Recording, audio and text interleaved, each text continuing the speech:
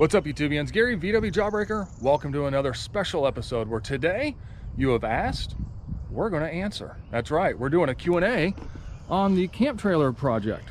So this is the Overland trailer project that, well, kind of didn't really turn into an Overland trailer. We'll get into that, but it's our camp trailer. We've taken out now several times, pulled by the 60. Everything has gone well. Everything has done great.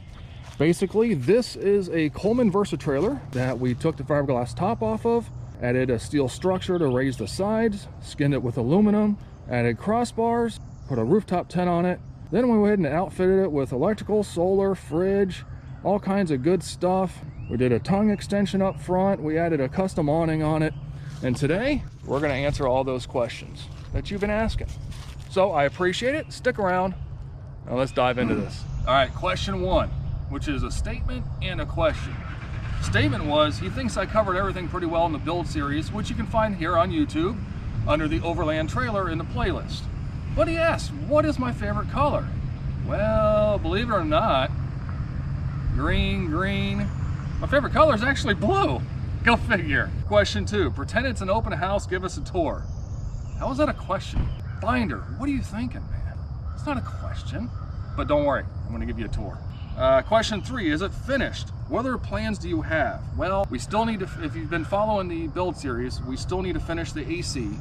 I originally wanted to do a different axles and rims and tires, you know, to make it more Overland looking, but the problem is, yeah, it's just money I'm not gonna spend right now and don't really have to spend on aesthetics when it works as it is.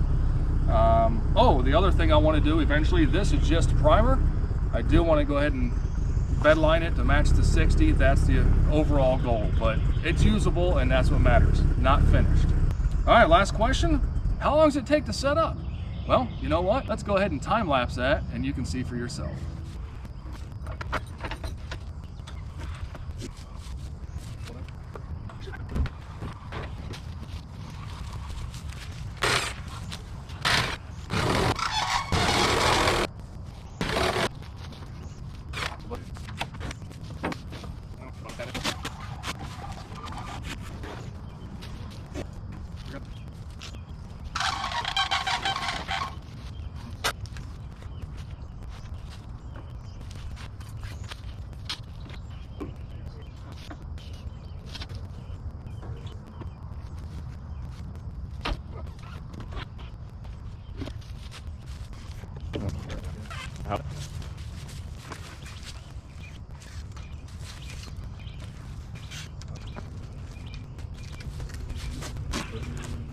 Well, not sure how long that took to set up, but you saw it on the screen, right?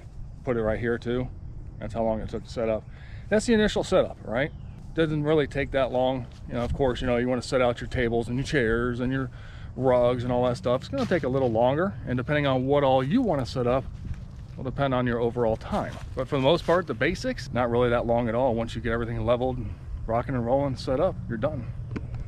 So we'll go ahead and cover everything here in a moment. But I figured we'd start off with the tent, which this is a 3 to 4 person rooftop tent from BeneHike. Again, it is the soft tent. It's not a hard shell tent because, well, I'm tall and I don't fit in most of the hard top tents. Wow, hard shell tents? You know what I mean? Just go with it. So that's why I went with the soft tent and not the hard shell. Again, BeneHike, it's been a great tent so far. One of the main questions I get is how comfortable is it? And to be honest with you, the original mattress is kind of thin, so I added a topper mattress and it is quite nice. Pretty comfy. So let's go ahead and dive in and get these last couple questions answered. All right, so question number one, does it have a guest bedroom? No, but there is room for a dependent number 2 and I, who is, you know, close to 6 foot tall already, so not bad. And then, you know, really having a hard time answering this question, but it's my buddy, I gotta answer it. Would the setup and tent hold up to pile driving the missus? Really? Come on, man. Of course it will. Don't worry. We'll give you, no, we won't test it out, never mind. Never mind. All right, so yeah. So another common question I often get is, how do we get power in the tent? What do we do? And we actually have a USB outlet right here that goes down outside. We'll cover that here in a minute. But that way I can charge phones. I can run a little clip-on USB fans if we need those. And those work really well. And then for the light inside, this is a little tent light that works really well. It just clips up there on a little strap I made, and it's actually easier than running cords around. And all right, then to finish covering up a couple of the other questions, I did not bring it, but the diesel heater and the AC, right? How do I duct that in and out of the tent? Well, right here we've got the zipper for both your bug fly and your privacy. And what I'll do usually is kind of zip it to a certain point, using this bar as kind of leverage, if you will. And I just kind of tuck it in there, zip it shut, and that's how the tube comes in and out for the AC and for the heater both. And then to get power into the tent, you've got a small gap right here on the side. And if you remember back when I set this thing up, we've got our outlets in the side, which are SAE connectors. So I've got one there for tent and one for the solar in. And we'll cover that here in a moment, all the electrical setup. But we've got the same on this side where we've got some SAE connectors, and that comes on over to a little box with dual USBs so we can charge outside the tent. And I've also got a desk reading lamp. It does different colors, brightness, and that is what you see on some of the nighttime photos that I've posted. It's just this $12 little lamp from Amazon that lights everything up, and everything works great so far. So this is a MaxiTrack awning that you actually get from Napa Auto Parts. It's a real nice awning, very sturdy. Got your poles that come out, wraps up. But what I did, I mean, everybody's seen an awning, right? But what I did is I did adjustable poles here, just square tube inside of other square tube with a hitch pin, one front and one back, and that way I can adjust the height of the awning, and it doesn't have to be stuck up real high when we're traveling down the road and the rooftop tent's closed. So it just kind of gives me a little bit more clearance overhead, a little bit less resistance. So this has worked out extremely well. All right, now we'll dive into the electrical. All right, now we'll go ahead and dive into the electrical setup. Now, this is something that you need to plan out for yourself and determine exactly how much power are you going to use. From there, you can design your system. I knew that my 62 quart ice cold cooler was going to be my biggest draw, which on regular, it draws about 45 to 47 watts. That's my biggest draw. Everything else is very lightweight, very low draw because it's either LED or chargers or something of that nature. So that's really not a big deal. But I opted to go eventually upgrade to two 100 amp hour lithium ion batteries. They're the minis. So I have a total of 200 amp hours. And then of course just size your wire appropriately. Make sure you put in a main breaker or a main fuse or something of that nature. And I went with 200 watts of portable solar kit from NewPowa. And that will give me plenty of power to charge those batteries and give me plenty of reserve in case I'm in a spot where I don't have a lot of sun. Now the 200 watt portable kit from NewPowa comes with a 20-foot cable to be able to, I put my panel 20 feet away from where I'm camping. But I ended up doing another 20-foot cord so I can do it a total of 40 feet away. So if I park in the shade, I can still have my solar in the sun. But with having 200 amp hours of battery, I don't have to really worry about it too much, because I know I can go about 18 hours and only deplete my batteries by about 15 to 16%. And that's running my fridge, lights, chargers, diesel heater, everything in an 18-hour period, only lose about 15% of my battery capacity. Theoretically, I can go easily about 3 days without having to worry about charging. Because the reason I kind of went into that is we had a question here that he's interested in the solar setup, and he's not very versed on the electrical side of things, not sure what he requires. He's got an ARB 101 zero fridge freezer that draws 3.1 amp hours. I would recommend, depending on how long you decide to go, or if you want to worry about whether or not you've got enough capability, battery capability, or sunny spots or whatever, I would go a minimum 100 amp hour battery. you should be fine with that. Look into the minis. Those are the same, pack the same punch and a smaller footprint. The other question I got asked was, do I have lights inside the trailer? So here inside the trailer, I still have some of the stuff packed up in here, but I have a switch right here, and that gives me lights inside. So at night I can flip a switch, and then the same with up front here.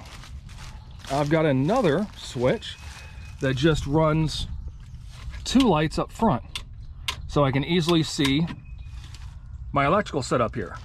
So again, I have my batteries up over here in the front. They come to a master breaker that I can reset. I've got my thick cables coming over, comes into my fuse block where I have most everything individually fused. Got a small power inverter, never used it.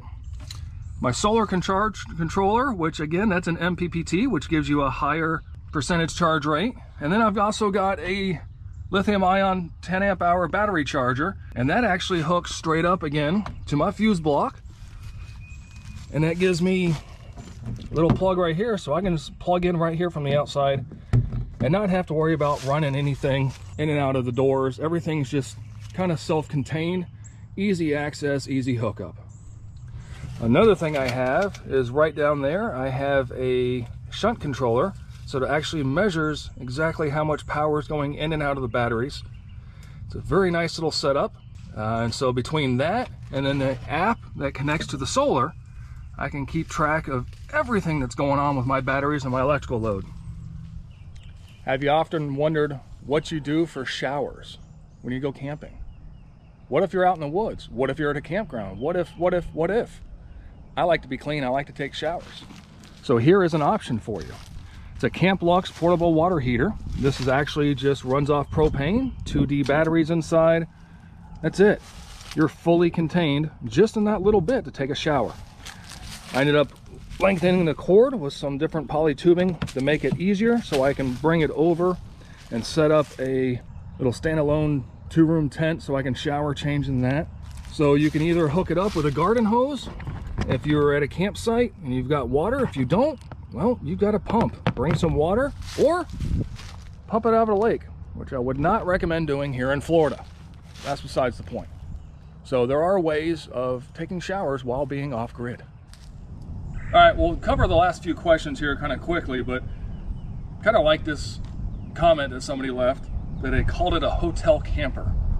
I kind of see where you're going with that. It's kind of like glamping, not really camping now, right? Hey, as you get older, you're going to want to be more comfortable too. So question 2, what is the total weight and what would I do differently? Right now, I would not do anything differently other than try to finish it eventually. Total weight, I have a guesstimate, but I have no way of backing that up right now because I haven't had the time or the availability to go to a scale nearby to actually get it weighed. I'm guessing, according to the math of weighing all the materials and everything in it, we're probably right around 550 is my guesstimate. So it's definitely a lot lighter than a teardrop trailer, but I could have probably built it lighter if I wanted to, but definitely does pretty good as it is. How much weight can I put in the trailer and the VW still pull it?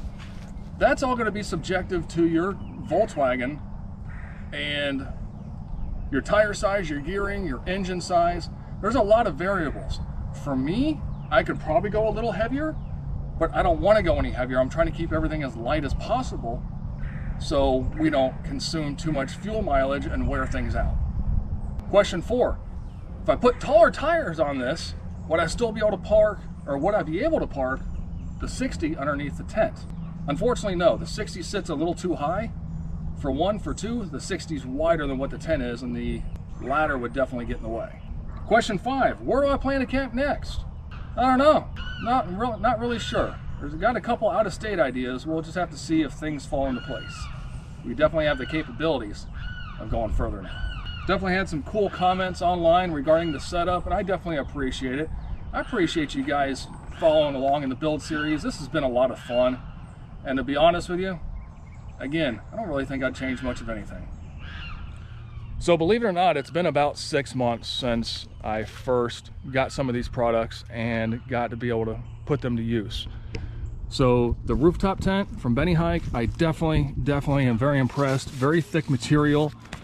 rain fly, super heavy duty, but yet I get plenty of cross ventilation between all four sides being open, or I can close it up. We've had some mornings where the dew was extremely heavy. It looked like it rained, and you could touch the inside of the tent. It's perfectly dry. Outside, soaked. Awning's done good. Really happy with this awning. It's especially for bang for your buck, you can't really go bad with that. The solar has really impressed me. Extremely impressed with this NewPowa solar kit, especially with the MPPT controller. It really charges those batteries great. Really love it. The shunt monitor that I have, it could kind of go either way. The battery charger, believe it or not, it's supposed to be a smart battery charger. I don't think it's too smart, because once the battery's topped up and then they drain down some, the charger never kicked back on. So that may be something you need to look into. The cooler, the fridge, oh my gosh, that thing is amazing.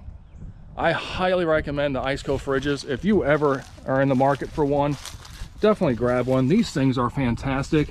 And I've even got mine on a slide, so I can slide it out and get it out here. Or, as you guys have seen in a couple videos, I can open up the side hatch and get right to my fridge as well. Love this thing. Massive game changer. No more needing to go buy ice. You're just good to go. Really can't go wrong. In closing, guys, I really appreciate all the support that I've gotten on this trailer. If it wasn't for the sponsors, none of this would have been able to happen. I truly do appreciate it. All the links are down below, and that's all I'm going to say on that. Otherwise, thanks so much for being here. Thanks for sticking around. Make sure you check out VWJawbreaker.com for all the special hoo-has and whatnots. Till the next time, be kind and be good.